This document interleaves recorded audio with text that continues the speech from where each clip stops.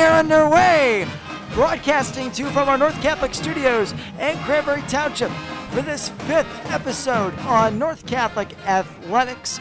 My name is Alex Brown. And I'm Ryan Berry. And together, we are your hosts for this podcast. And Alex, we got 4 sports to talk about today. Let's start off with girls volleyball, the most successful sport this year. They haven't lost a set in section. They've been dominant throughout. Now they're going to the championship at RMU this Saturday at 3 p.m.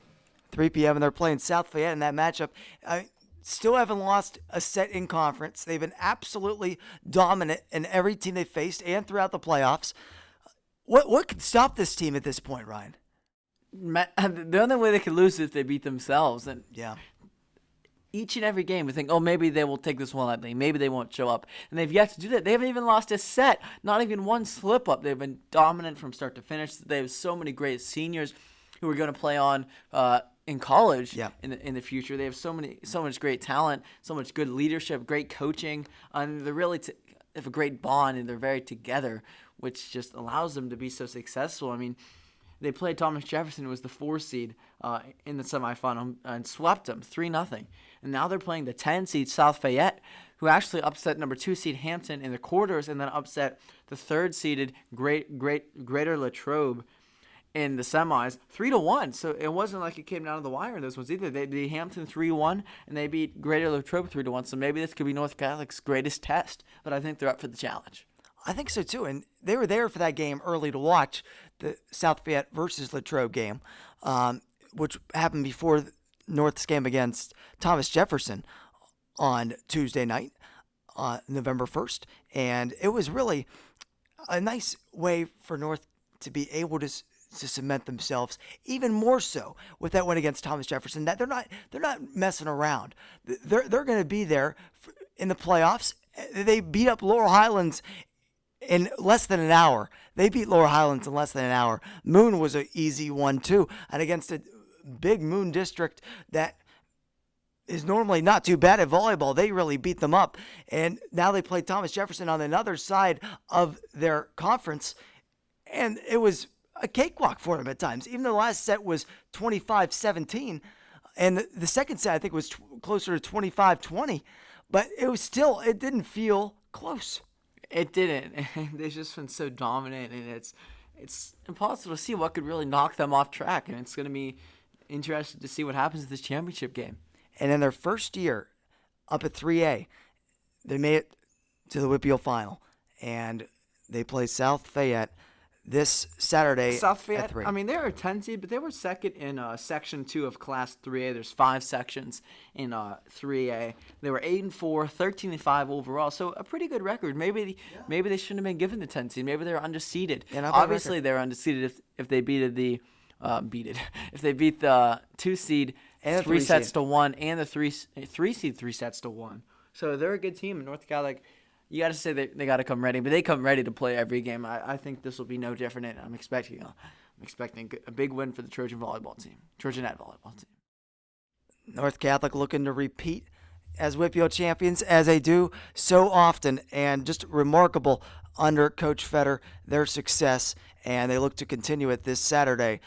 A new classification this year, as they're going to try to be the new 3A WPIAL champions. And now, Ryan, let's move on and talk a little bit about girls soccer. Girls soccer, we were there for the broadcast that happened on Tuesday night at Montour when they played Avonworth. They hated Avonworth. And what has now grown to be a rivalry matchup. That it hasn't been a rivalry probably within the previous couple years. But now, over the last 2 seasons, the familiarity they have between each other, these teams, and the schools now, it's starting to be a rivalry in every sport they play against each other. Definitely, and you knew it was going to be a good game last night. You knew it was going to be close coming down to the wire. I said on the broadcast, Avonworth was not going to get shut out like the other 2 times North has played them. They came out and they actually got shut out in the first half. So 5 straight halves against North Catholic without scoring. But in the second half, they broke the scoring with a great free kick by Fiona Mahan, if I'm saying her last name correctly. That really gave them momentum, and they were able to carry that through the rest of the second half and outplayed North in the second half when North had the edge in the first half. So that you knew it was going to come down to the wire, and Avonworth was able to pull it out, go back to the championship for the second straight year, trying to win it for the second straight year. So they got a lot of talent. But North, this isn't the end of the road. They have a consolation game. This is their only section loss all year, and unfortunately it came in the semifinals of the playoffs. So no WPIAL championship for North, but they have a chance to go to states with a win against South Park in the consolation game tomorrow, the 3rd at 6 p.m. at West Mifflin. Yep. And South Park is not going to be an easy matchup for them, as they've been pretty good. They're good at both boys and girls soccer, and it'll be a tough matchup against them. But one of the things that stuck out for me, Ryan, after North played such a great first half, a lot of opportunities in the offensive end, and the second half they came out slow. They came out a little bit lackadaisical, a little bit unorganized, a little bit lethargic, and they really never recovered throughout the entire 40-minute half. Yeah, definitely. And I don't know exactly what it was. Maybe they thought they were up 1-0 the last two times they played in the regular season, which they won 2-0 and 3-0. So maybe they thought it would just happen again, and that wasn't the case because Avonworth, they're playing for their season. North probably would have had a better chance to go to states than Avonworth would have if the teams went to the consolation. Yeah, game. a lot more injuries on Avonworth too, as we saw throughout the game. But players came back for both teams off of injuries where they had to come off the field. But it was a performance where a lot of Avonworth players really stepped up in that second half. Caroline Sweeney stepped up, and Fiona Mahan, as you said, and Simone Sharpless got the goal for North Catholic just a minute and 14 seconds into the first half. And from there, you're thinking, giddy up, let's go. Let's see what happens and here. they took that. They had a lot of momentum in the first two games that they played Avonworth. Avonworth actually had a lot of momentum early on. They had a lot of chances, and we said that North needed to come out strong, get an early goal, and they did that. And they carried the momentum through the rest of the first half, and they weren't able to get that second goal that can really, against a team like Avonworth, probably put them away because you can play a lot more defensively. But they weren't able to get that goal, and then Avonworth came out really fast, scored an early one on a free kick, and then they had all the momentum from there. And North, I guess, they haven't lost all year, so they haven't even allowed a goal to Avonworth, so I think they may be a little bit shell-shocked when that first one went in, trying to refocus, get into the game. And there's a lot of youth on the North Catholic team as well, so maybe there is a little bit of playoff inexperience as well. Absolutely. I think that could factor in. And North, led by so many younger players this year. Besides their three seniors up the top, which have been instrumental in Lauren McDonald, Brittany Cullen, and Elle McKenzie, who have been crucial to the fabric of this team and the success they've had this year, especially under new leadership from Coach Sharpless, who's been incredible for the team this year. But Simone, his daughter, has been absolutely outstanding. She kicked that ball from 35 yards. Yeah, she's had multiple of those this year as well, and she could just pinpoint a spot from anywhere. I give her a shot from the 50, she might make it. In the air. That might not even bounce. But she's been absolutely incredible. And then you got great midfielding play. Defense was great last night. It never really is. Sometimes it could be, depending on the sport. But it was not one person's fault last night, Ryan. It was a combination of a team collapse and just basically Avonworth being better in the second half. And North just didn't get out to a big enough lead in the first half with the opportunities they had. But Riley Coomer, she was fantastic, especially in that first half with the opportunities that she faced then. And then even though giving up, she stopped 2 of the 3 free kicks from Fiona Mahan over the course of that game. Just the third one got by, but she was really impressive and was certainly not the reason why North Catholic lost that game, because the goals that they scored were just in a tough position to make a save on. And they, as you said, it's not over yet. It isn't. They got a chance to go to states, and who knows, they could make some noise in states. This team has lost one game all year. Fox Chapel. And that was back on the 4th of September.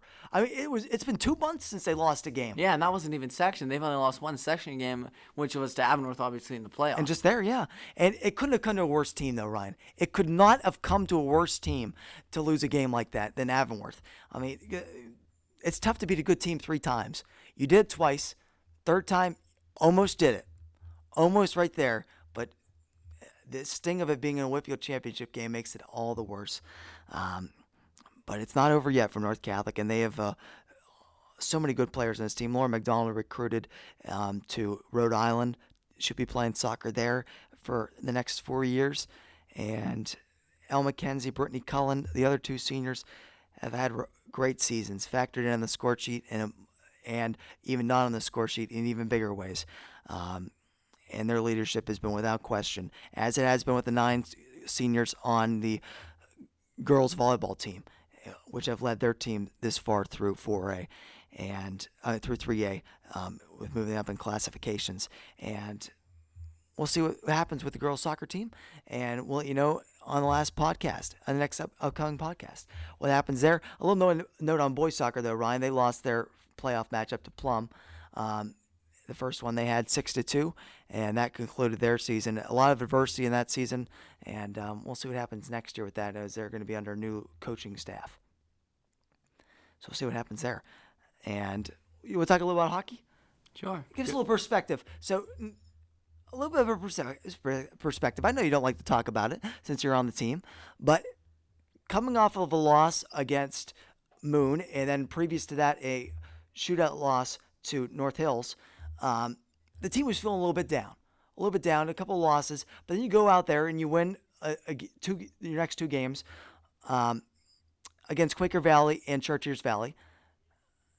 And so really what went into those games to be able to be bounced back from those 2 previous losses? A lot more consistency, I can tell you that.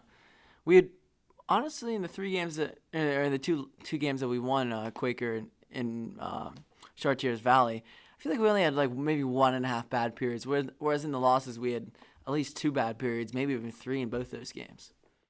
I would say so as well from watching those games. But the Moon game especially was one where it was never really got a good grip on that one. Never really got control of that one in any period over the course of that game. And Dylan Bork has been fantastic in net for you guys.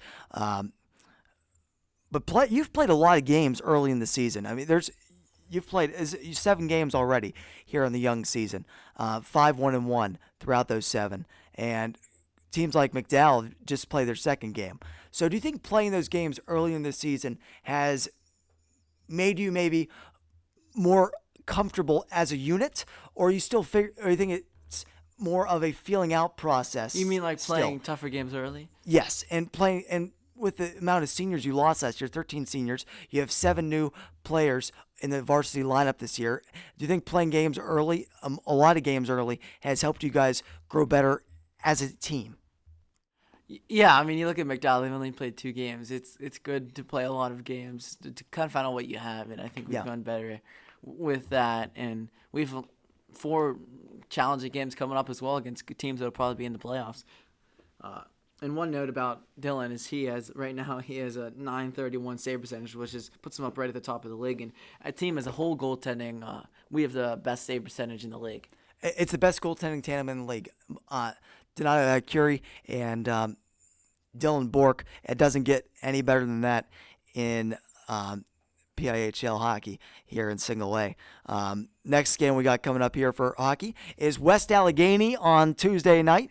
That'll be from the UPMC Lemieux Sports Complex. Puck drops at 9:20. I'll be on the call for that one along with Callie Martis and Alex Jackson. And we look forward to bringing you that game. And then 2 weeks later, they play Avonworth. That's another home game. And that'll be a fun matchup. And maybe a budding rivalry matchup between the 2 teams. See, first time we played. And Avonworth's not bad. No, they're, I think, 4-1, something like that right They're now. pretty good. Pretty good team. And we look forward to bringing you those games. And let's talk a little about football here, Ryan, as we get ready to wrap up. The season ended in the last regular season game, losing 21-14 to Mars. A lot of missed opportunities in that game. That game could have gone either way. And North, they basically needed to win that to make the playoffs, or else it would have come down to a lot of different scenarios, but they weren't able to get it done. And unfortunately, the tiebreakers didn't work out either, and that's where the season ended. And I think that's the story of the year for them. Missed opportunities. They had so many opportunities, even in the games that they lost, to have won them and won them quite convincingly.